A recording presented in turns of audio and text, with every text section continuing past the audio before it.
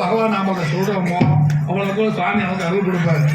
நம்மளும் சபரிமலை போறோம், காய் வெட்டி கொடுத்துறோம், மாலை விடுறோம்னு சொல்லக்கூடாது.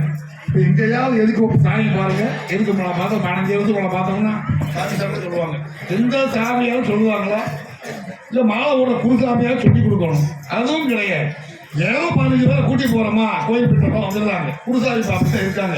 பழம்புற குருசாமிகளை சொல்லி சொல்லி ஆழ்ந்து போயிட்டாங்க, ஓய்ந்து போயிட்டாங்க.